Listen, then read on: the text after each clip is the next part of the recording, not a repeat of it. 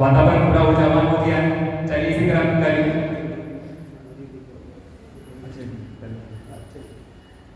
अब मुख्य अतिथि लोग हमारे बीच जो भैया हैं उनसे सुनिए। सीधा मैं बुलाता हूं, जोरदार ताली से दिया करता हूं।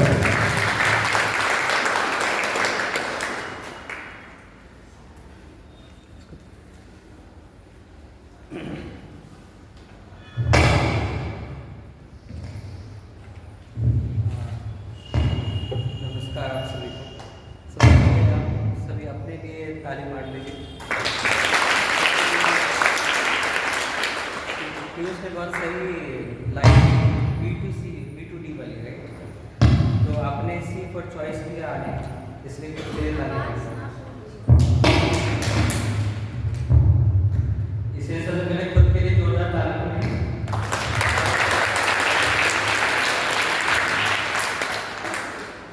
तो आप सभी को बहुत बहुत धन्यवाद आने के लिए और इतने विराट शब्द से जुड़ने के लिए। और ज्ञान का प्रभाव आज बहुत दिग्गज लोग भी आए हुए हैं। सबसे पहले उन्होंने इतना मधुर संगीत से स्वागत किया, ये बहुत अच्छा लगा। एक अलग जोश आया हमारे वातावरण में, काफ़ी उत्साहित था वो। धन्यवाद भैया आपका। अब आते हैं आज के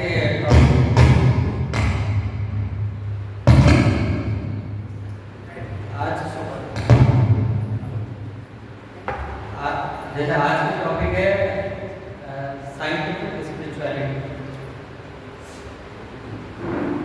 तो सबसे पहले मैं पिछली बार भी आया था और इस बार देख के अच्छा लग रहा है, काफ़ी बच्चे लोग भी हैं।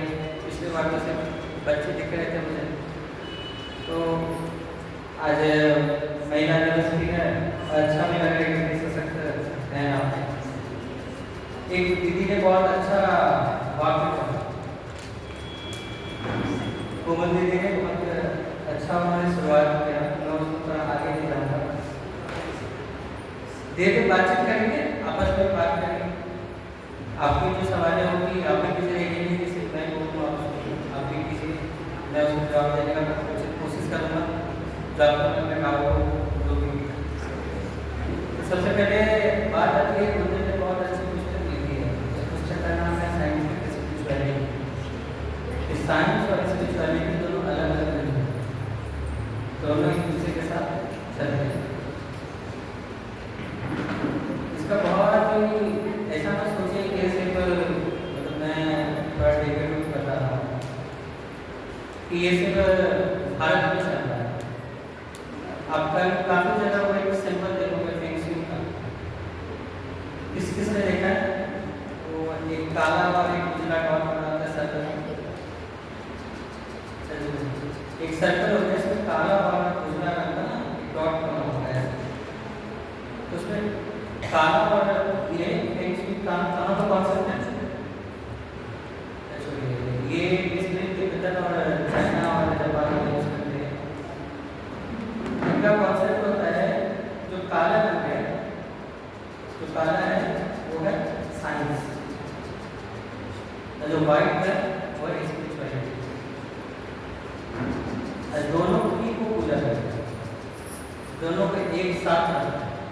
जितना मात्र स्पिरिचुअलिटी का है उतना ही साइंस। अगर साइंस क्वांटिटेटिव है, क्वांटिटेटिव में जिसको आप गणना कर सकते हैं, स्पिरिचुअलिटी है क्वालिटेटिव जिसका आप गणना नहीं कर सकते। अगर एक को देख सकते हैं तो दूसरे को नहीं देख सकते। एक का रिजल्ट आता है, एक का रिजल्ट दिखता नहीं है। दोनों रिजल्ट को देख सकते हैं और दोनों को अलग नहीं कर सकते। इसका बहुत ही ये हनुमान चालीसा के साथ पढ़ते हो, जानते हो?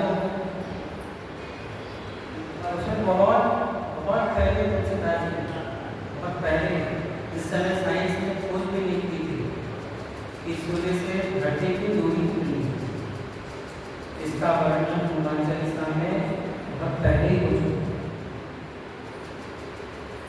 उस जमाने में कैसे वर्णन करता? आज जितने तारा मंडल हैं वो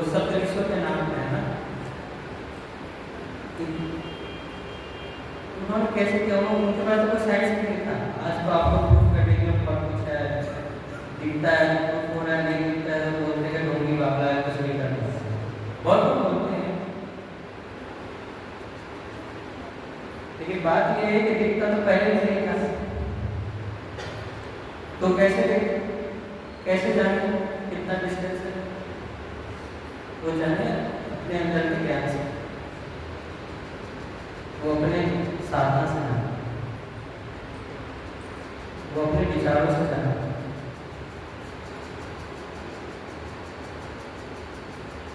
ऐसा सब यही बोल रहे हैं कि सिर्फ गायत्री परिवार नहीं, गायत्री परिवार मतलब नहीं, लेकिन जितने भी धर्म हैं अगर आप सबको मिला के देखिए, सब जगह घूम फिर के बाद एक ही जगह है। घूम फिर के बाद एक ही जगह आएगी।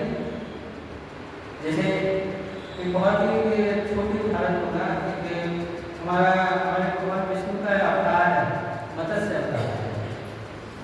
मत्स्य अवतार जाना है, जिसमें वो मछली का रूप लेते हैं, जो पूरे संसार के हर चीज को वो संजो के रखते हैं, जिससे संसार फिर से बचता है। उसी को साइंस में पता है क्या नाम दिया? उसका नाम है बिग बैंग थ्योरी, जिसको हमने पुराणों में आज से करोड़ों हजारों वर्ष पहले बोले कि धरती नष्ट हो रही थी तो उन्होंने बचाया था मत्स्य अवतार ने। उसी का नाम बिग बैंग थ्योरी है, जो फिर होगी।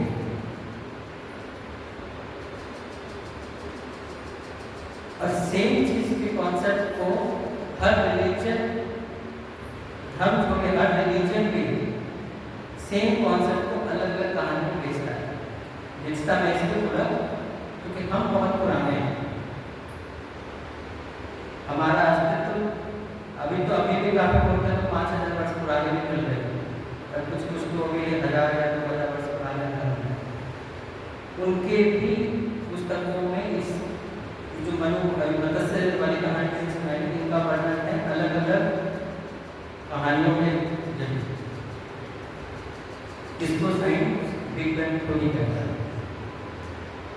बिग बैंग थ्योरी का मतलब जिसमें पूरा सॉइल मंडल नष्ट हो गया और फिर से सृजन हुआ। और ये एक साइक्लिक प्रोसेस है, साइकिल में चलता है तो फिर से हो सेम हमारे दुनिया में कनेक्ट सर्किट फिर से आया। मैं साइंस और स्पिरिचुअलिटी को आपको जोड़ के बता रहा हूँ।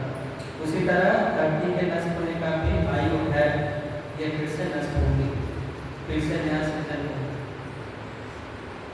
ये साइंस ने भी बताया है, वेद ने बताया। इसीलिए उन्होंने बहुत अच्छी पुस्तक लिखी है, साइंस एंड स्पिरिचुअलिटी।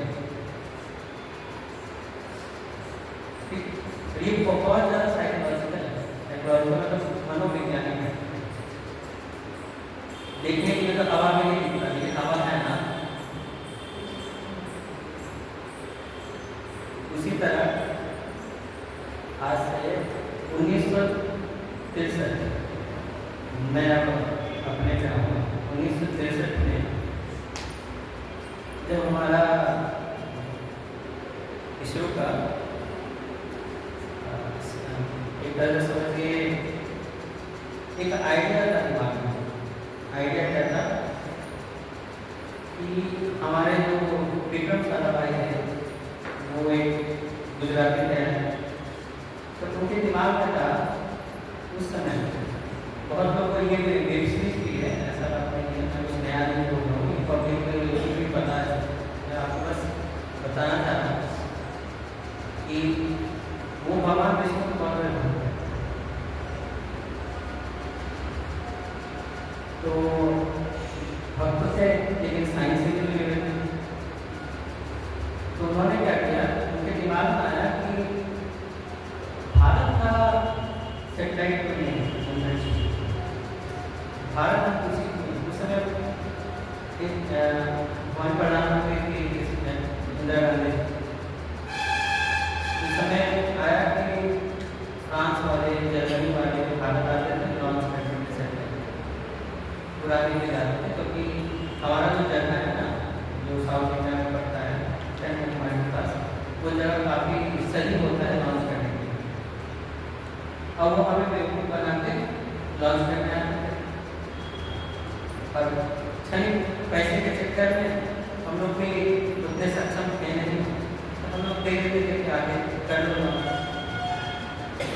वो आप सोचिए, वो गुजरात में है, वो गुजरात से थे, और लॉन्च कहाँ हो रहा था? केरला। अभी ना थोड़ा साधन है, रेलवे है, फ्लाइट है, लोग चल जाते हैं, आ जाते हैं। 1976 में तो वो भी बहुत मुश्किल थी, भाषा का अलग प्रॉब्लम था। अभी जो गूगल ट्रांसलेटर है, आप ट्रांसलेट कर सकते हैं किसी भी भाषा में, वो उस समय उनके दिमाग में आया कि इनको ही करना है। करना है तो कैसे करना है? वो ऑलरेडी उस समय क्रियागत फिजिक्स रिसर्च लेबोरेटरी अहमदाबाद में, उसमें वो ऑलरेडी कार्य करता है।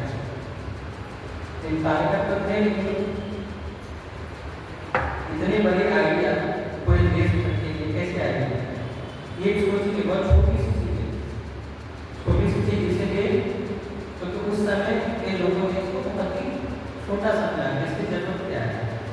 भारत में तो चाय के लिए, खाना खाने के लिए पैसे देने, आप सेटेलाइट उड़ा के चाय करिए, ऐसी मानसिकता भी हमारे देश में थी, क्योंकि हमारे गरीब बहुत ज़्यादा थे। तो उस समय में वो प्रपोजल लेके अपने इमीडिएट जो बॉस होते हैं, जो जिसको रिपोर्ट करेगा उसके बाद में बॉस पागल, ये सब काम तो कर, आराम से सरकारी नौकरी है, आराम करो, क्या करते हैं इतना मेहनत करके?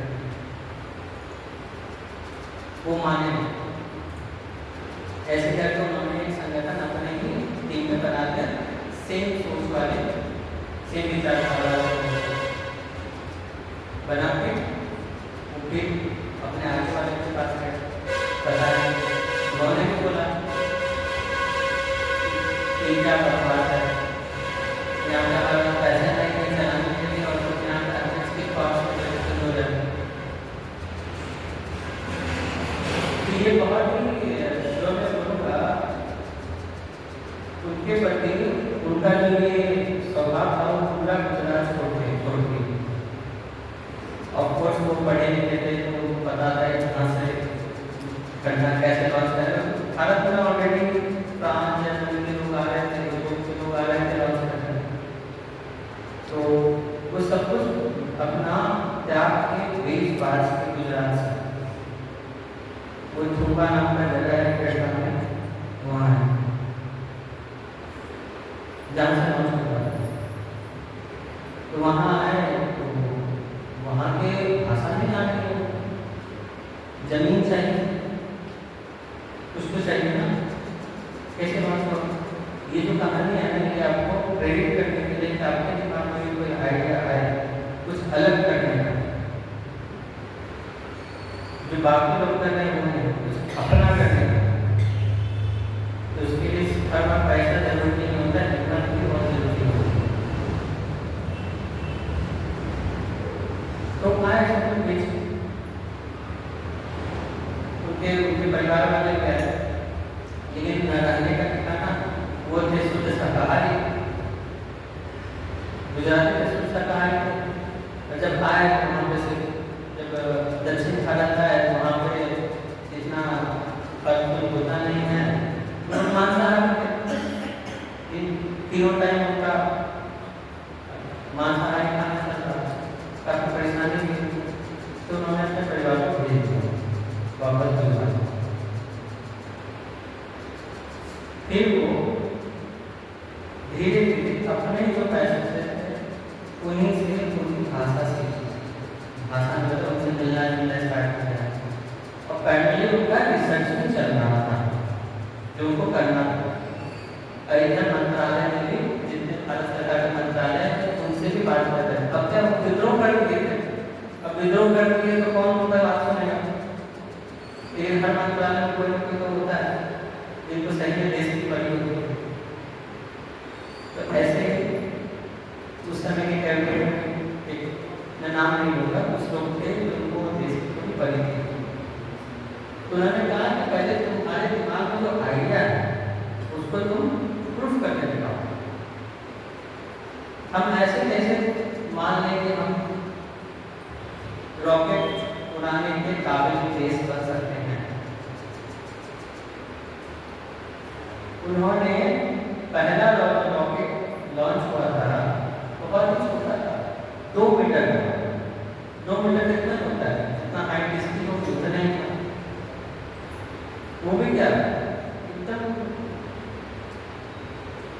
क्या मैं बताऊँ, जो पाइप होता है ना, जो ड्रिल करने के लिए यूज होता है, क्या कहते हैं, जो चापाकल वगैरह ड्रिल होता है, वो सब पाइप फेंक दिए थे ना, उनको प्रूफ करना था। उनको उन्होंने कबाड़ी खाने से खरीदा अपने पैसे से। उन्होंने कराया ज़्यादा, मतलब कोई ऐसा बड़ा लॉन्च नहीं था, उनको दिखाना था कि भारत भी कर सकता है, हमारे यहाँ भी टैलेंट है, कर सकते हैं। साइकिल के पीछे अभी वो फोटो है, बहुत आइकॉनिक फोटो, काफ़ी बार जब विश्व जो होता है ना, तो साइकिल का बैलगाड़ी है, उसमें तो बैलगाड़ी चलती थी, तो बैलगाड़ी के साइकिल के पीछे उन्होंने अपने से वो लेके आते थे, तो बनाते थे। उनको जगह भी नहीं मिली, वो समुद्र के किनारे टेंट लगा के रह रहे थे। तो उन्होंने पहला जब लॉन्च हुआ तो उन्होंने प्रधानमंत्री ऑफिस में ऐसी चिट्ठी लिखवाई थी कि हम ये करना चाह रहे हैं, बस ऐसी जानकारी के लिए। लेकिन उस समय कुछ लोग थे जिनको सही में था कि अगर हम कर लें तो, अगर हो गया तो ऐसे मजाक में ऐसे बैठे हैं, चलो उन पे क्या है दक्षिण भारत में कुछ मंत्री लोग आ गए, अब आ गया तो सक्सेस हो गया। सक्सेस हो गया तो पहला भारत का 1963 से पहले की कहानी बताता हूँ। 1963 में पहला इसका नींव रखा गया कि हमारा भी अंतरिक्ष विभाग होगा, क्योंकि अंतरिक्ष दिखता नहीं है, तो मानते हैं। जैसे बहुत लोगों को भगवान नहीं दिखते तो भगवान मान नहीं करते, भगवान कोई होता है, दिखता है तो दिख रहा है ना, उसका अंतरिक्ष नहीं दिखता लोगों को, तुमको लगता है अंतरिक्ष से क्या ही फायदा है। लेकिन आज के डेट में न्यू मोबाइल चल रहा है, आप GPS यूज करते हैं, वो भी सैटेलाइट चल रहे हैं, जितने डेटा कहाँ से आते हैं सब सैटेलाइट से जाते हैं। तो ये कहानी विक्रम साराभाई की थी, जो मैं आपको बताना चाह रहा था कि उनको, अब मैं साइंस की बात कर दिया, मैंने स्टार्ट किया तो उसको कॉल किया, उनको आइडिया क्यों आया उनको तुम्हारी जाना, उन्होंने अपने बुक में लिखी,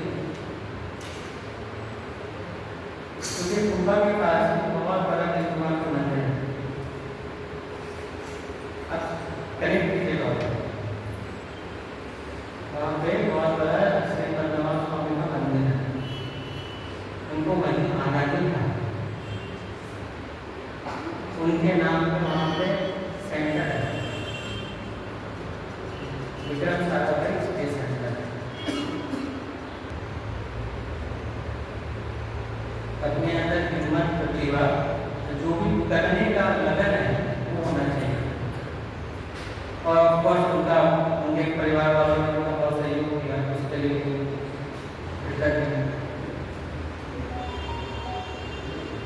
तो ये चीज़ मैं इसलिए आपको बता रहा हूँ कि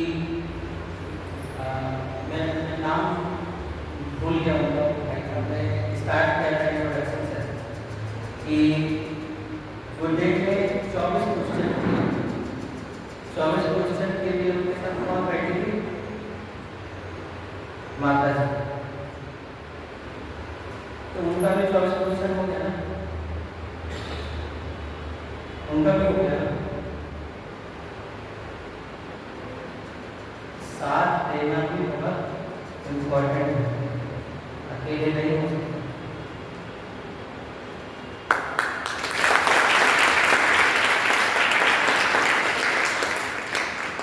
जितना कोई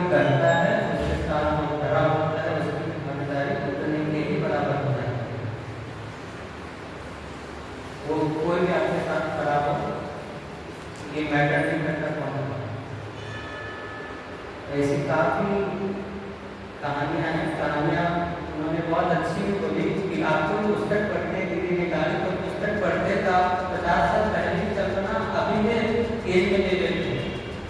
इतनी बड़ी बात क्या होगी। उसी तरह साइंस और स्पिरिचुअलिटी दोनों अलग नहीं है, दोनों एक साथ चलते हैं। ना कोई बड़ा है ना कोई छोटा है। और स्पिरिचुअलिटी का धर्म से कोई लेना देना नहीं है। स्पिरिचुअलिटी मन के अंदर है। आप हर चीज को, दीदी ने एक बहुत अच्छी लाइन भी बोली एक दिन, अगर मैं इसको दूसरे तरीके से बोलता हूँ, 3 चीजें होती है, 3 टाइप ऑफ इंटेलिजेंस होता है। इंटेलिजेंस मतलब वो बहुत ही ज्ञान, मतलब ज्ञान होता है 3 तरह का। साइंस में कहा है, साइंस में कहा है, मैं नहीं कहता। एक होता है इंटेलिजेंस क्वेश्चन, पढ़े हो जब मैं बताता हूँ, एक होता है इंटेलिजेंस क्वेश्चन। आप कितने इंटेलिजेंट हो। इंटेलिजेंट मतलब पढ़ाई लिखाई में, व्यापार में। दूसरा होता है इमोशनल इंटेलिजेंस, आपने भावनात्मक क्षमता कितनी है। तो दीदी ने कहा ना हमारे गुरुदेव में माँ की ममता जैसी क्षमता थी, तो आपके अंदर भावनात्मक सोच कितनी है। तीसरा होता है स्पिरिचुअलिटी। स्पिरिचुअलिटी का मतलब होता है कि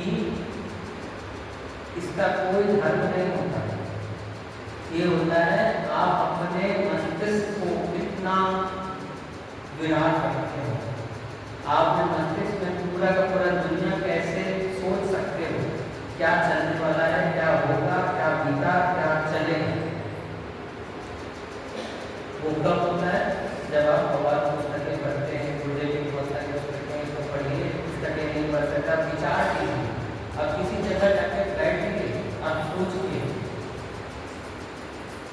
आप दुनिया को दूर से खड़े होकर देखिए, उस भीड़ में खड़े होकर खुद को अकेला बना के देखिए। किसी रेलवे स्टेशन में जाकर जब बैठ के देखिए कि आसपास चल क्या रहा है, कितने लोग आ रहे हैं, जा रहे हैं, कितने लोग कितना दुख है, कितने लोग खुश हैं, कितने लोग परेशान हैं। ये 3 इंटेलिजेंस कहा गया है, साइंस में कहा गया 3 तरह के इंटेलिजेंस होता है। तो जो सबसे तेज होता है ना, जिसको बहुत बोलते हैं, जो दिखता है लोगों को बोलता है इंटेलिजेंट क्वेश्चन, वो सबको दिख जाता है। अरे वो बहुत तेज है, पढ़ने में बहुत तेज है, व्यापार में बहुत तेज है, खेलने कूदने में बहुत तेज है। दूसरा होता है इमोशनल इंटेलिजेंस, जो दिखता नहीं है, जैसे हमारे गुरुदेव के अंदर था, अभी भी है। तो किसी को देखिए उनके प्रति दया भावना एक माँ के समान आ जाती है।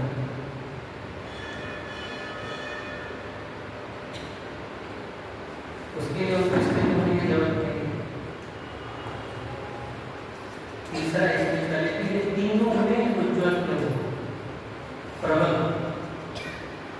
किसी एक इंसान में एक इंटेलिजेंस अगर आ जाए बहुत बड़ी बात है। कोई एक आप अपने आसपास ही देखिए, एक दुखी आ जाए तो वो तीनों में बहुत ही प्रबल है। जैसे उन्होंने कहा कि 4वीं पास होकर भी इतनी पुस्तकें लिख दिया, इसको पढ़ने के लिए लोग PhD कर रहे हैं। कैसे लिखा क्या उनका इंटेलिजेंस कुछ कम था नहीं। इमोशनल क्वेश्चन के लिए तो जज है, तो सब पे पढ़ना चाहिए। तीसरा उनका स्पिरिचुअल क्वेश्चन बहुत ज़्यादा था, तो उन्होंने पुस्तक लिखी है उसको पढ़िएगा, साइंटिफिक स्पिरिचुअलिटी कि उन्होंने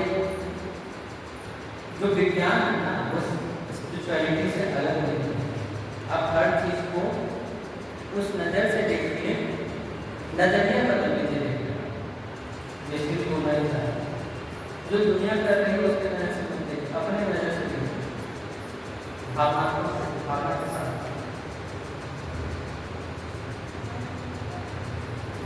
मेरा हो गया।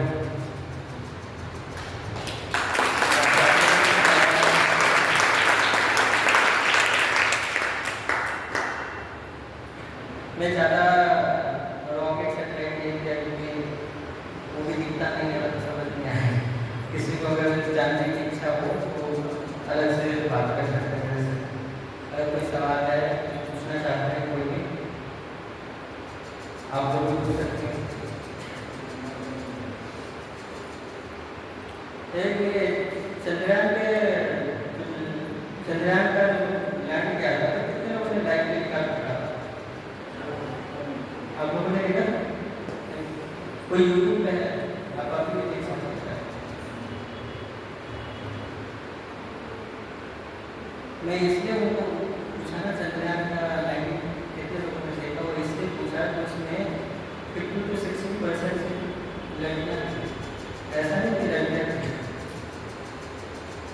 उसमें ये सारी महिलाएं थी जो अपना घर संभाल रही थी और रॉकेट भी संभाल रही थी।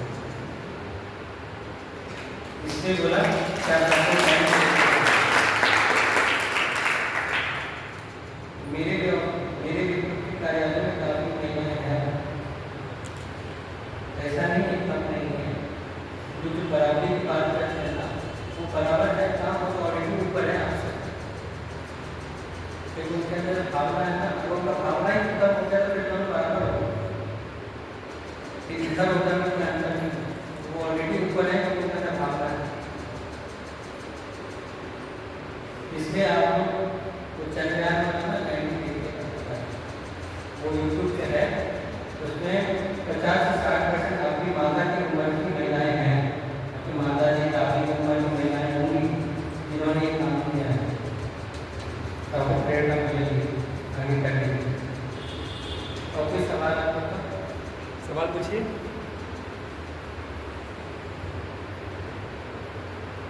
कोई सवाल नहीं, कुछ मन हो, कुछ भी जरूरी नहीं है रॉकेट से पूछेंगे। आपको कुछ पूछना चाहते हैं तो पूछिए।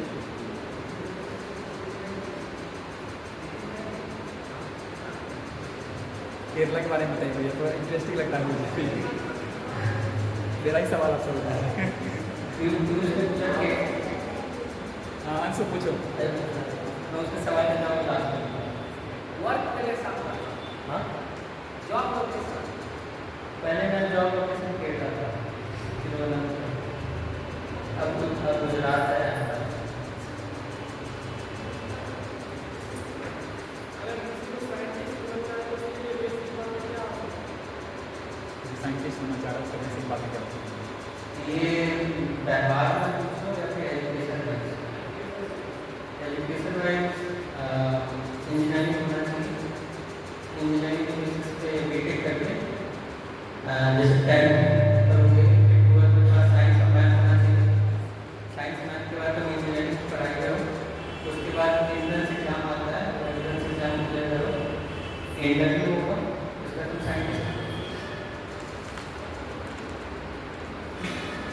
ये साइंटिस्ट को ना डिग्री पढ़ना पड़ता है, तो खत्म नहीं होगा। इसका व्यावहारिक पक्ष बता। हाँ, इसका व्यावहारिक पक्ष व्यवहारिक पक्ष ये है कि तुम्हारा नजरिया बदलना चाहिए, क्योंकि हम छोटे शहर से आते हैं ना, हमारे पास ज़्यादा यहाँ रिसोर्सेस नहीं है। गलत नहीं बोल रहा हूँ, ज़्यादा रिसोर्सेस नहीं होता, वहाँ पर टीचर्स नहीं हैं, जैसे वो इस टाइप का आपको वातावरण नहीं मिल रहा है आपस में पढ़ने का, एक कॉम्पिटिशन नहीं है आपस में, तो वो वातावरण बहुत इम्पोर्टेंट होता है। तो जैसे बड़े शहरों में क्या होता है कि आपको 10 तरह के विभिन्न पर सोच वाले लोग मिल जाते हैं, तो उससे भी वातावरण मिल जाता है। लेकिन छोटे शहर है ना, वैसे नहीं हो पाता। तो इस केस में सबसे ज़्यादा कठिन होता है अपना विचार बदलना, सोचने का प्रक्रिया बदलना। काफ़ी लोग आपको अलग नज़रिए से भी देखेंगे कि क्या फालतू टाइम पास कर रहा है, क्या जरूरत है करने की, इतना पढ़ने क्या ही करेगा, करेगी। लेकिन वो नज़रिया बदलने में थोड़ा वही बोला, उसके लिए बहुत ज़्यादा मानसिक रूप से आपका स्पिरिचुअल क्वेश्चन बहुत हाई होना है। और आवाज दूसरे सवाल पर केरला कैसा है, तो केरला बहुत खूबसूरत है। केरला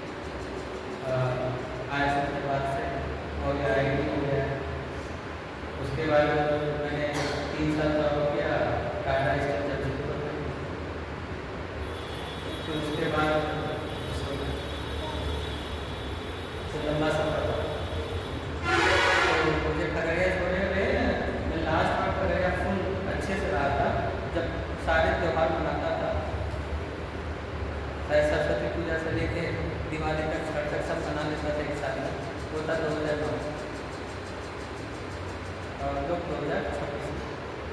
तो लास्ट बार में मैंने बोला था, आई थिंक आपसे आपने एक सवाल किया था मेरे से, तो कि व्यवहार में क्या चाहिए, तो व्यवहार में आपको त्याग भावना चाहिए। आपके अंदर कुछ करने की हो तो आपके अंदर त्याग भावना चाहिए। तो 2009 से 2026 चल रहा है, तो 17 साल।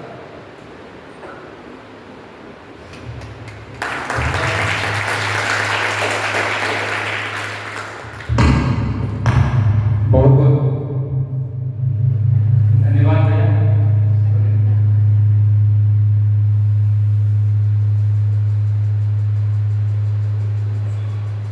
एक तरफ हमारा सौभाग्य है कि आपका आना यहाँ पे पुणे आगमन हुआ, दूसरी तरफ दुख की बात भी है कि हमारे युवाओं के पास सवाल ही नहीं है ना।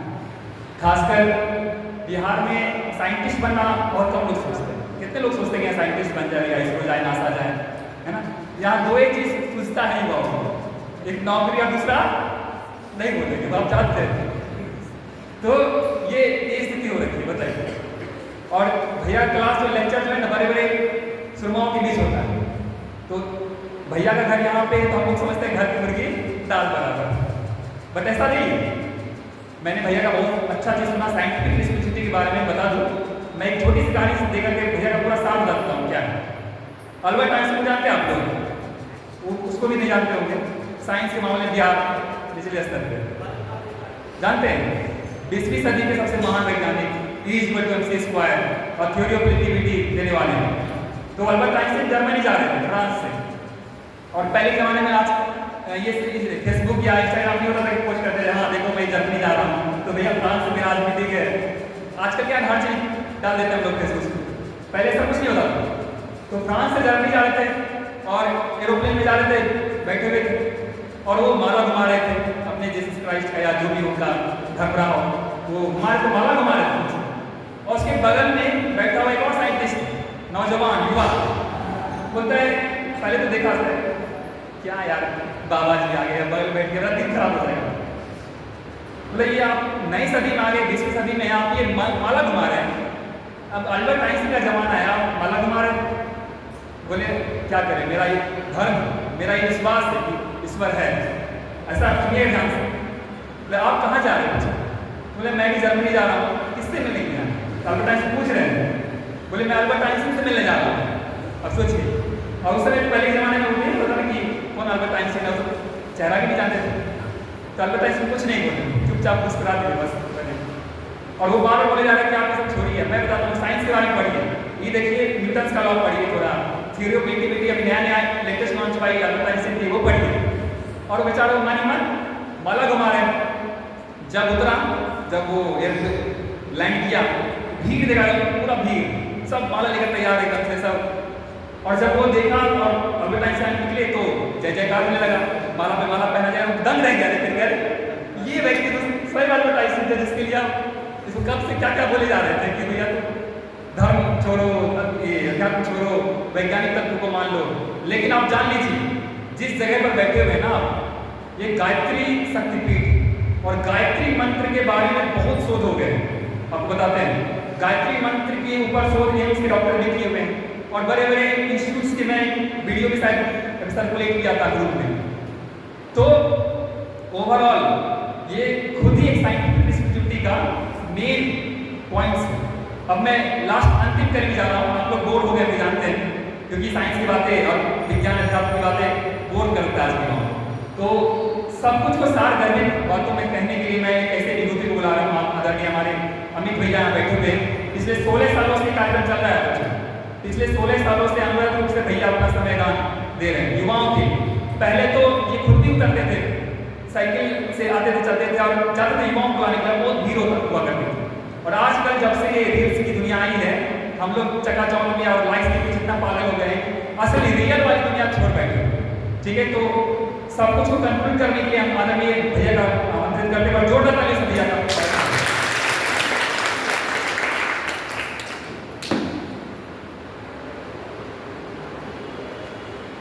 आज तो हमको बहुत अच्छा लग रहा था सुनने में, अच्छी अच्छी बातें हो रही थी, है ना। फिर भी मैं कुछ बता देता हूँ। मैं भी आज बोला गया महिला दिवस का कार्यक्रम है, सोचा आज बहनों के बारे में कुछ बताना है, तो 5-7 मिनट हम भी बताते हैं आप लोगों को। आइए पहले एक बार हम लोग गायत्री महामंत्र कर लें। आप लोग ऊब भी गए हैं नहीं, थोड़ा सा ऐसे वगैरह कर लीजिए, बैठने का आदत डालिए तब ना 3-4 घंटे पढ़ पाएंगे। यूपीएससी का भी रिजल्ट आया है, कोई कह रहा है 12 घंटे पढ़ रहे हैं, 14 घंटे पढ़ रहे हैं, 2 ये बैठना भी बहुत बड़ी बात है। चलिए एक बार हम लोग गायत्री महामंत्र करते हैं।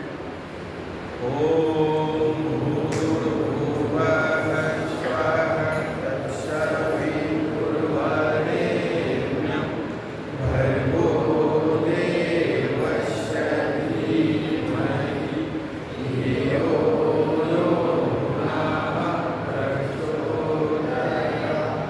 तस्मै श्री गुरुवे नमः। हमारे मंचासीन अतिथिगण, हमारी मातृशक्तियाँ, हमारी बहनें एवं भाई, देखिए प्रत्येक रविवार को हम लोग यहाँ जमा होते हैं और अभी बहुत सारे लोगों ने बहुत सारी बातें बोले। जैसे कि हमारे पीयूष भाई ने बोला कि जीवन बी से डी तक की यात्रा है, बीच में सी आता है। सही बात है, चॉइस आपका है, आपको जीना कैसे। और अगर चॉइस गलत है तो चॉइस को अच्छा बनाना है, इसलिए आप गायत्री मंदिर आते हैं, है ना। हम बहुत सारे गलत चॉइस वाले को सही चॉइस में चलते हुए देखा है। और आदरणीय कोमल दीदी हम लोगों की पहले बहुत काम किया हम लोगों के साथ, युवा प्रकोष्ठ के साथ मिलकर।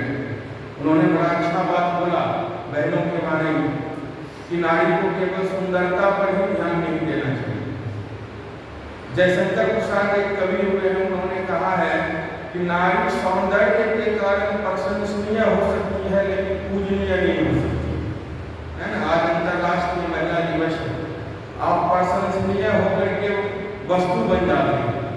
और अगर आपको पूजनीय होना है, सुंदर होना खराब बात नहीं है, लेकिन तन सुंदर होने के साथ साथ मन, विचार और स्वभाव भी, अगर आप कर्म भी अगर आपका सुंदर हो जाए तो सही में ये जो भारत भूमि में शास्त्रवाणी है कि यत्र नार्यस्तु पूज्यन्ते रमन्ते तत्र देवता, जहाँ नारी की पूजा होती है वहाँ स्वर्ग होता है, वहाँ देवलोक होता है, यह सार्थक हो जाए। तो हम लोग हमारे घर की माताएं कहते हैं, हम लोग उन लोगों को भी बराबर ये सारी बातें कहते रहते हैं। दीदी ने एक बात और बोली थी, कोमल दीदी ने, भावुकता। देखिए भावुकता बहुत गलत चीज है। भावुकता को विज्ञान निगेटिव इमोशंस का है, हमें भावुकता को समाप्त करना है। जैसे जब माताओं बहनों में भावुकता ज्यादा होता है, भावुकता और संवेदना अलग अलग चीज है। वो तुरंत रो देंगे, पुरुष जल्दी नहीं रोता है ना। कुछ पुरुष भी तुरंत रोने लगते हैं, तो वो भावुकता है, वो नेगेटिव इमोशंस। और एक भाव होता है, संवेदनाएं होती है ना। संवेदनाएं अलग चीज होती है, वो तुरंत नहीं होता है, क्षणे रुष्टा वाली बात नहीं है ना। एक अहोभाव होता है, तो चैतन्य महाप्रभु में था, और ये क्या कहते हैं आपको, रामकृष्ण परमहंस में था। तो हम लोग को करना क्या चाहिए, सब भाव पैदा करना है। भाव मेडिटेशन और गायत्री मंत्र के जप से आता है ना। तो ये सारी चीजें बात बताई गई। आज अंतर्राष्ट्रीय महिला दिवस है, कुछ हम महिलाओं के बारे में, नारियों के बारे में भी चर्चा करें कि नारी को शक्ति स्वरूपा कहा गया है। कहा गया है कि नहीं कहा गया? अच्छा, इसमें किस शक्ति की बात की गई? फिजिकल पावर की बात नहीं। फिजिकल पावर आपको पहाड़ पे चढ़ा सकता है, बहुत तरह की सफलताएं दिला सकता है, लेकिन ये जो नारियों के अंदर जो शक्ति की बात की गई है, ये चरित्र की शक्ति है ना। चरित्र की शक्ति क्या करती है? चरित्र की शक्ति आपको पहाड़ पर नहीं चढ़ा सकती, आपको हो सकता है बहुत ज्यादा सफल भी नहीं बना सकती है आर्थिक रूप से, लेकिन चरित्र की शक्ति परिवर्तन कर सकती है, भाव में परिवर्तन कर सकती है, वातावरण को सुंदर और पवित्र कर सकती है, ये सारा चीज कर सकती है ना। तो नारी को अपने गौरव गरिमा का भान करा देना ही नारी सशक्तिकरण है ना। अब होने क्या लगा है कि नारी को बहुत दिनों से कहने लगा लोगों ने कि ये अबला है, ये है, ये वो है। तो नारी क्या करने लगी, और पुरुष के बराबर बनने लगी, है ना। कपड़ा भी अब पुरुष वाला पहनने लगी, डिग्री भी उसी तरह लेने लगी, नौकरी भी लेने लगी, सारा चीज सब चीज में नारी बराबरी करने लगी। लेकिन हमारे परम पूज्य गुरुदेव क्या कहते हैं कि बेटा नारी को पुरुष नहीं बनना है, बल्कि नारी पुरुष बनने के लिए नहीं आई है, नारी को पुरुष बनाने के लिए आई है ना। उल्टा हो रहा है, इसी में परेशानी हो रहा है। घर जो टूट रहे हैं, ये क्यों टूट रहे हैं पता? हमारा जितना भी दोस्त है जिसकी पत्नी नौकरी नहीं कर रही है उसका घर नहीं टूटा, लेकिन जिसकी पत्नी नौकरी कर रही है मैक्सिमम लोगों का घर टूट गया। हमें व्यवहारिक बातें बता रहे हैं, तो हमें लगा क्यों टूट रहा है घर। तो देखिए जैसे ब्रेन में दो हेमिस्फीयर है, एक लॉजिकल एक इमोशनल, है ना। ये दोनों हेमिस्फीयर ब्रेन में, तो ये जो परिवार का जो धुरी है, यहाँ भी दो बातें। एक है पुरुष अहंकार केंद्रित और महिलाएं समर्पण वाली होती है ना। अब हुआ क्या कि महिलाएं तो पुरुष की बराबरी करने लगी। अच्छा, आप अपने घर में माता पिता को देख लीजिए, पिताजी हमेशा रौब में रहते हैं, लेकिन माँ उस तरह नहीं रहती है क्या? नहीं रहती। समय बदल रहा है, अब क्या हो गया, पति भी जॉब कर रहा है, पत्नी भी जॉब कर रहा है, पति भी पुरुष और पत्नी भी पुरुष हो गए, दोनों पुरुष ही आ गए हैं घर में। इनका भी अहंकार बोल रहा है, इनका भी अहंकार बोल रहा है। अब बताइए साहब, सेम पोल हो गया ना, और फिजिक्स कहता है सेम पोल में रिपल्सन होगा, अट्रैक्शन तो होगा ही नहीं। इसीलिए भैया परिवार टूट रहे हैं। नारी को हमेशा संवेदना प्रधान होना पड़ेगा। अच्छा, दुनिया की सबसे सशक्त नारी कौन होती है? जो किसी बैंक की सीईओ है वो तो बहुत बड़ी साइंटिस्ट है वो नहीं। दुनिया की सबसे सशक्त नारी माँ होती है, माँ। उससे बड़ा सशक्त नारी कोई नहीं हो सकता है। कल मैं 22 वर्ष का लड़का अंधा है, वो यूपीएससी क्वालिफाई किया है, बिहार का है, उसका बेटा अंधा था। माँ ने संकल्प ले लिया बचपन में, माँ ज्यादा पढ़ी लिखी नहीं है, लेकिन उस बेटे को पढ़ाने के लिए माँ समझिए जन्म से लेकर के 24 साल की उम्र तक यूनिवर्सिटी कॉलेज पढ़ने नहीं जाता था, वो नोट्स बनाने लगी बेटा के लिए, और बेटा को आईएएस बना दिया ट्रेनिंग के। आप बताइए, आप अपने आप को समझिए, आप कौन है? आप पुरुष नहीं बनिए, आप पुरुषार्थी बनिए, और आप पुरुष को बनाने वाला है ना। ये हमारे परम गुरुदेव कहते हैं, परम गुरुदेव कहते थे बेटा नारी कुम्हार है, वो बर्तन बना सकती है, लेकिन नारी खुद बर्तन बनने लगे तो ये अच्छी बात है ना। नारी एक बच्चे को जन्म लेती है, उसको सफल पुरुष बना देती है ना। तो नारी और पुरुष में कोई तुलना ही नहीं है क्या? कोई तुलना है क्या? अगर नारी और पुरुष की तुलना होने लगे तब तो साहब नारी को बहुत कमतर आता है ना। पुरुष बहुत कमजोर है, पुरुष में सहनशीलता नहीं है, नारी में बहुत सहनशीलता है। और बताइए, जिसमें सहनशीलता को शक्ति कहा गया, गुस्सा को शक्ति कहा गया है क्या? कहता है इसके पास सहन शक्ति, कोई कहता है इसके पास क्रोध शक्ति, नहीं कहता है भाई बता। अच्छा, हमारे यहाँ क्या कहा जाता है? एक बहुत बड़े पत्रकार थे, हमको बड़ा खराब लगा, कहा क्या हिंदुस्तान में नारी सशक्तिकरण नहीं हो पाया। क्या बात करते हैं साहब, आप हिंदुस्तान के को नहीं जान रहे हैं, भारत भूमि को हजारों वर्ष घूंघट प्रथा पे बोल रहे थे। घूंघट के लिए बीच में आया जब मुगलों का शासन, हमारे बहन बेटियों को उठा ले जाया करता था वो, तो क्या हुआ भाई, लोगों ने कहा घूंघट प्रथा कि नजर ही उसका नहीं पड़ेगा, आक्रांता का, तो कैसे उठा करके ले जाएगा। आज से 1,500 साल पहले वाली मूर्ति को आप देखिए, एकदम तो किसी मूर्ति में घूंघट नहीं है, किसी मूर्ति में घूंघट है नहीं है घूंघट। आप देखिएगा सारा जो साड़ी वगैरह जो कपड़ा है वस्त्र पहने हुआ है, जेवर जेवरात पहने हुआ है, और सारी मूर्तियां सारे देवी देवता साथ में खड़े मिलेंगे, है ना। अच्छा, कहीं भी आप देख लीजिए मंदिरों में नारी की कितनी महत्ता है। सीताराम का मंदिर है, राम सीता का मंदिर लोग कहता है क्या? राधा कृष्ण का मंदिर है। अच्छा, अब तो कुमारी ही लगा रहता है, मेरी माता जी के नाम में देवी लगा हुआ है। और उस जमाने में मेरी माता जी की उम्र के लोगों में लगभग लोगों में देवी लगा हुआ है ना। मतलब हमारे भारतवर्ष में नारी उपभोग की वस्तु, उपयोग की वस्तु नहीं थी, वो सृजन करता था। स्वामी जी एक बार पश्चिम गए, तो वहाँ इंग्लैंड जब गए वो, तो इंग्लैंड जब गए तो वहाँ देखते थे क्या कि सारे लोग महिलाओं से हाथ मिला करके बात 5 मिनट में मैं अपनी बातों को समाप्त कर रहा हूँ। आप लोगों के लिए प्रसाद की भी व्यवस्था है। हाथ मिला करके बात करते थे। जब स्वामी जी गए तो वो हाथ नहीं मिलाते थे, वो ऐसे करके प्रणाम कर लेते थे। एक आदमी ने स्वामी जी से पूछा कि भाई ऐसा आप क्यों कर रहे हैं? अच्छा एक बात बताइए। स्वामी जी ने कहा कि आप अपने देश के महारानी से हाथ मिला सकते हैं क्या? नहीं, कोई खड़ा नहीं हो सकता है।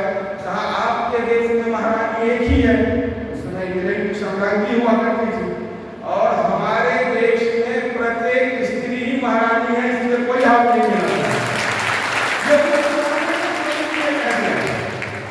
स्वामी जी ये बात तो उस जमाने में कहा गया था भाई। कहने का क्या मतलब है कि आज नारियों के बारे में जो कहा जा रहा है जो आधुनिकता के तौर पे वो नारियां समझ नहीं गई। प्राचीन काल में नारियों को लोगों ने लोहे के जंजीर से बांध दिया, लोहे के जंजीर से, और आधुनिक काल में सोना के जंजीर से बांधो। जंजीर लोहा का हो या सोने का है तो जंजीर सोना का पहना दिया और प्रदर्शन के लिए छोड़ दिया। अब पुराने काल में क्या था? आज से 3 पीढ़ी पहले महिलाओं को लोग निकलने नहीं देता, वो झिंझिर होता था पहले जमाने में। अब आप लोग नए लोग हैं तो कहता था कि मैं उसी के अंदर में रहो, तो वो लोहा का जंजीर था, अभी सोना का जंजीर। नारियों को इन सारी चीजों से मुक्त होना पड़ेगा, और मुक्त है भी। हमारे गुरुदेव कहते थे कि बेटा नारी स्वयं जगी हुई है, उसे जगाने की जरूरत नहीं है, केवल पुरुष बीच में नहीं आए तो, है ना। अभी नारी जागरण हमारा आंदोलन भी है। परम पूज्य गुरुदेव कहते थे कि बेटा आज लोग क्या है, पूरा अशांत है अभी के समय में तो और अशांत है। वैचारिक रूप से, मानसिक रूप से हम किसी व्यक्ति को खुश नहीं देख रहे हैं। अच्छा भैया अपने घर चले जाइए और पूरा हंसते हुए निकलिए, लोगों को लगता है कि हंस क्यों रहा है, वो रिसर्च करने लगेगा। लोग इतना अशांत है। आज कुरुक्षेत्र बाहर नहीं है, लोगों के मन में ही बहुत प्रकार के कुरुक्षेत्र, तनाव है, कुंठा है, पता नहीं क्या क्या है ना। इन सारे चीजों के जड़ में अगर जाइएगा तो हमारे परम पूज्य गुरुदेव ने नारी जागरण के पुस्तक में लिखा है कि एक ही जड़ है। क्या जड़ है साहब? कि संवेदनाओं के जागरण का अभाव। भावनाएं ही नहीं है लोगों में, संवेदनाएं समाप्त हो गई है। तो परम पूज्य गुरुदेव लिखते हैं कि बेटा नारी जागरण का अर्थ केवल और केवल है कि मनुष्य के भीतर के भावनाओं का निर्माण हो जाए, संवेदनाओं का जागरण हो जाए। दूसरे शब्दों में गुरुदेव बहुत अच्छा बात लिखते हैं कि भावनाओं के निर्माण को ही युग निर्माण कहते हैं। अब बताइए, और भावनाओं का निर्माण कर कौन सकता है? कहा बेटा भावनाओं का निर्माण मां कर सकती है, नारी कर सकती है। परंतु गुरुदेव उसके एक बात और लिख रहे हैं। क्या लिख रहे हैं? कहा बेटा ये तो हम मानव में देवत्व का उदय और धरती पर स्वर्ग का अवतरण देखे हैं, वो नारियों के कारण देखे हैं। नारी को परंतु गुरुदेव ने भूमि कहा और पुरुष को उन्होंने बीज कहा बेटा अगर फसल अच्छा करना हो तो भूमि को भी उर्वर बनाना होगा और बीज को भी उर्वर बनाना होगा। तो गायत्री जप, ध्यान, ये सारी चीज जो हम चला रहे हैं नारी जागरण के माध्यम से, ये अगली पीढ़ी के नव निर्माण के लिए। जैसी होंगी माता उसका वैसा ही होगा संतान। जीजाबाई के बारे में ये पीयूष भाई ने बोला, जीजाबाई का पुत्र शिवाजी था। अब माता का चरित्र कितना उमदा था। हमने तो बहुत सारे महापुरुष के माताओं को देखा है, और जो व्यक्ति ज्यादा सफल है हमने उनकी माताओं को भी देखा है, और उनकी माताओं में कहीं ना कहीं विशेषताएं हैं। एक मैं बराबर चर्चा करता हूँ, हमारे ही घर का है, एक माता जी विधवा हो गई, उनका बेटा छोटा था, और उसी घर में दूसरा भी विधवा हुआ। तो एक का बेटा लंपट बन गया, डकैत बन गया, और दूसरा का बेटा IAS बना। तो हमने उस माता जी से पूछा कि स्थिति तो दोनों में एक ही था, तो फिर आपका बेटा IAS कैसे बन गया, इसका बेटा चोर डकैत कैसे बन गया? तो माता जी ज्यादा पढ़ी लिखी नहीं थी, लेकिन जो बात बोली वो मैं बार बार कहूँगा। उन्होंने कहा कि एक पत्थर चोट खाकर कंकर कंकर हो गया, और एक पत्थर चोट खाकर संकर संकर हो गया। तो बताइए, अभी गूगल के जमाने में आर्टिफिशियल इंटेलिजेंस की बात करते हैं, माँ से ज्यादा AI किसी का नहीं है, देख, है ना। मेरी माँ बूढ़ी है और हमको अगर वो खाना देती है तो मेरे मुंह से समझ आती है कि नमक कम है इसको सब्जी अच्छा नहीं लग रहा है।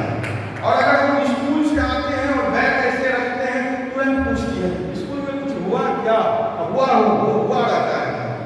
तो यह है AI। माता के AI से कोई ये बड़ा नहीं बात नहीं होता है। तो कहने का मतलब भाइयों ये है कि हम युवाओं को नारियों के प्रति दृष्टि बदलनी हो। अभी जब हम चारों तरफ देखते हैं भाइयों तो बड़ा हमें दुख होता है। हमारे शास्त्र में ही कहा गया है धर्म अर्थ काम और मोक्ष। धर्म करिए 25 वर्ष तक, फिर उन्होंने कहा मनी कमाइए, फिर उन्होंने सेक्स की भी बात की, काम की भी बात की और मोक्ष की भी बात। लेकिन हमारे संस्कृति में मर्यादा बांध दिया है कि धर्म और मोक्ष के बीच में मनी और सेक्स रहेगा। और जो मर्यादा नहीं मांगा वो बर्बाद हो गया। अमेरिका मर्यादा नहीं मांगा, वो वहाँ के मनोवैज्ञानिक थे सिगमंड फ्राइड, उन्होंने कहा एवरीथिंग इज सेक्स, अमेरिका बर्बाद हो गया। इधर कार्ल मार्क्स में सोवियत संघ में उन्होंने कहा एवरीथिंग इज मनी, बर्बाद हो गया। भारत पहले भी जगत गुरु था और आज भी जगत गुरु बनने के राह पर है, तो अपने संस्कृति के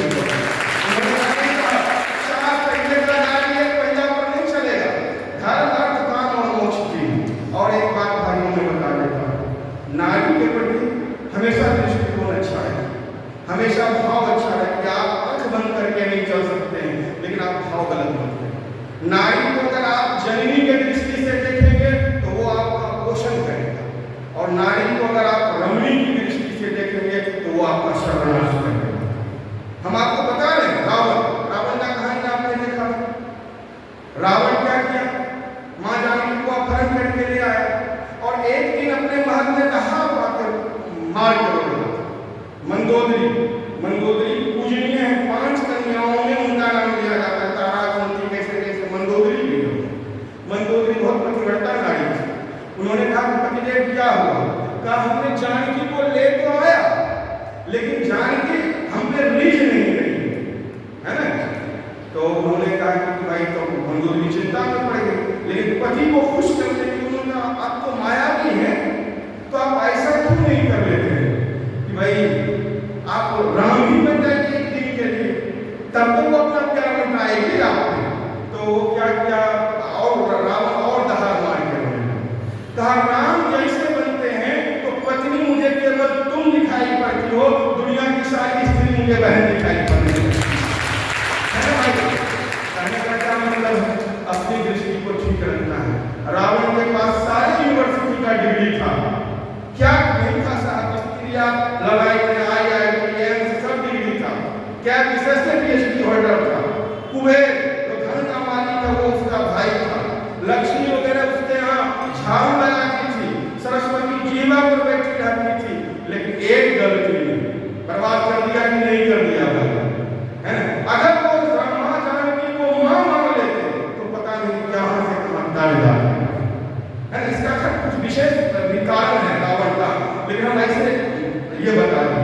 एक मैं कविता कह करके अपनी बातों को समाप्त करना चाहूंगा। अच्छा एक और बात बता दूं, जो व्यक्ति एक इंटरव्यू में कह रहा था भारत में नारी सशक्तिकरण की बात, आज से 1500 वर्ष पहले, हजारों वर्ष पहले नारी भारत हिंदुस्तान की सबसे पहला जन नारी थी, और वो भी भारत की थी। कौन आपको पता है?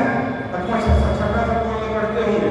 मंडल मिश्र के यहाँ जब आदिगुरु शंकराचार्य आए थे, क्या करने के लिए? शास्त्रार्थ करने के लिए।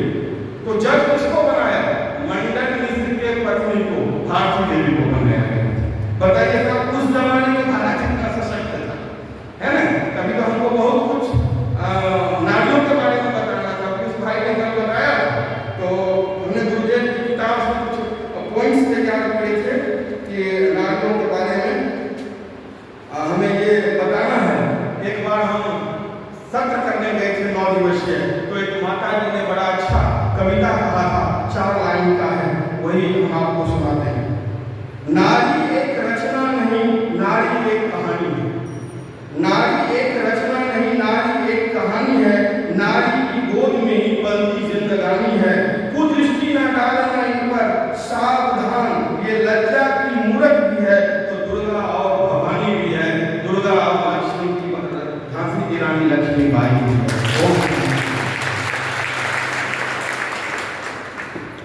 अद्भुत। आज तो भर गया पूरा, है ना।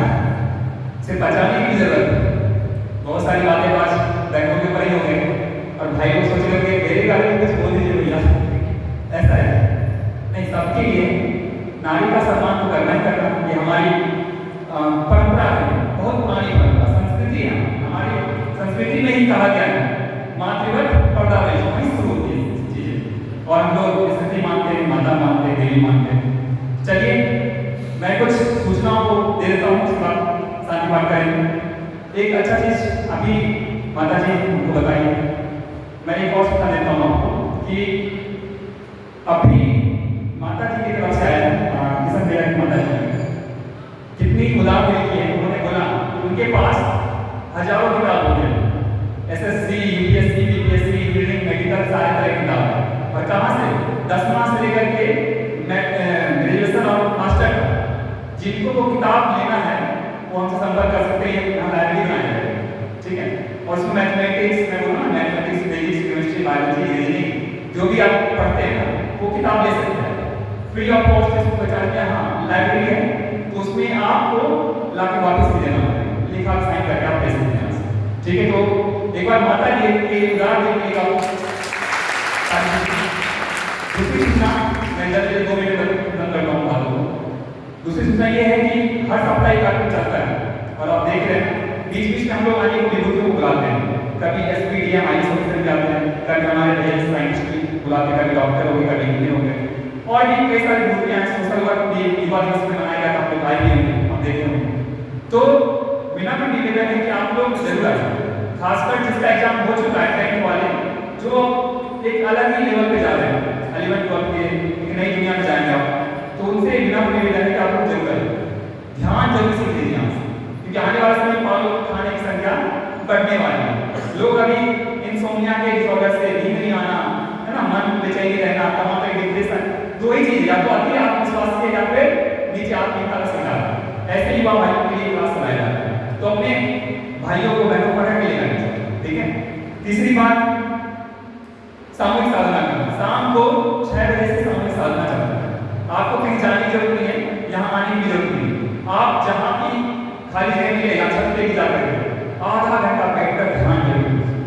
ध्यान के ऊपर कितने लोग पीएचडी कर रहे हैं, ध्यान के ऊपर कितने सारे रिसर्च हो रहे हैं। अपने देव संस्कृति विश्वविद्यालय हरिद्वार जाएंगे आप, वहाँ पे ब्रह्मचर्य शोध संस्थान, वहाँ पे ध्यान का क्या इफेक्ट होता है हमारे शरीर में, कौन कौन सा अल्फा बीटा तरंगे आप लोग जानते होंगे वो निकलते हैं ध्यान के समय, इतना डीप साइंस है ये शोध हो रहा है। तो आप लोग 6 बजे से सब लोग बैठे, 6 बजे क्यों, क्योंकि 6 बजे का वातावरण है ना, आपको संध्या बदन का समय होता है, ना दिन होता है ना रात होता है, उस समय वातावरण भी ध्यान के लायक होता, खो जाएगी। बस जितना ज्यादा डीप में जाएंगे उतना पढ़ाई भी आपकी बेहतरीन हो जाएगी, साइंस मैथ का बहुत अच्छा हो जाएगा, क्योंकि आप डीप एनालिसिस करेंगे, चीजों को जोड़ना सीख लेंगे। तो सभी लोग 6 बजे जरूर जुड़ेंगे, 6 से 6:30 आप ध्यान करेंगे, ठीक है। और लास्ट बात, एक क्लास और चल रहा है रात को 9 बजे से, अगर आप पूछ सकते हैं रात को 9 बजे से, तो पिछले 6-7 महीने से 219वां दिन होने वाला आज अनवरत रूप से चल रहा है, उसमें आप जरूर से भैया जरूर हैं। तो वहाँ पे लोग लाइन टू लाइन पढ़ते हैं, किताबों को पढ़ते हैं, गहराई से पढ़ते हैं, से समझते हैं और जीवन को बदलने वाला डिस्कशन होता है। अब ऐसे तो हम लोग बातें तो ग्रुप में बहुत करते हैं, अनसन बातें, इधर उधर चीजें बातें करते हैं, क्यों ना एक अच्छा माहौल बनाया जाए। और वहाँ पे आप आइएगा तो 9 बजे से आपको मैं ग्रुप से जोड़ूंगा, लिंक आता है, लिंक से ओपन करेंगे जीमेल पे, वो मिल जाएगा। और लास्ट बात, एक ग्रुप फोटो होगा भैया के साथ, सभी लोग रहेंगे, कोई जाएगा नहीं, ऊपर भोजन प्रसाद व्यवस्था भी जो भी अल्पाहार हमारे तरफ से हुआ है, हाँ प्रसाद पहले ग्रुप फोटो, उसके बाद तो जाएगा ऊपर अल्पाहार की व्यवस्था है, वो करके जाएंगे, ठीक है। बोले भारत माता की, भारत माता की। और सब लोग आज शुभकामनाएं और प्रार्थना कीजिए कि भारत आज जीत जाए, ठीक है। चलिए आइए शांति पाठ करते हैं, बैठिए, शांति पाठ कर लेते पहले, कमर गर्मी सब सीधी कर लें, मन को शांत करें। पूरे विश्व में अभी आग लगा हुआ है, वार ही वार चल रहा है, ईरान अमेरिका को मार रहा है, ईरान को मार रहा है, ईरान उधर बम फोड़ रहा है, हम लोग यहाँ शांति की प्रार्थना करें। चलिए, ओम शांति अंतरिक्षं शांति पृथ्वी शांति आपः शांति औषधयः शांति वनस्पतयः शांति विश्वे देवाः शांति ब्रह्म शांति सर्वं शांति शांतिरेव शांति शांति।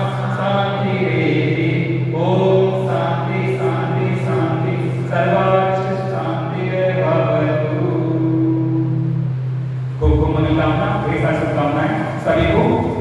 आइए एक बार सब ग्रुप फोटो सब आ जाएंगे सभी लोग बैठे। भैया पढ़ी भैया आप लोग बैठे तो व्यवस्था मानी जल्दी से जल्दी कोई जाएगा नहीं क्योंकि हमारे लिए यादगार हो जाता है, यादगार का होता है। कभी प्रोजेक्टेशन होता है तो हम उसको दिखाते हैं।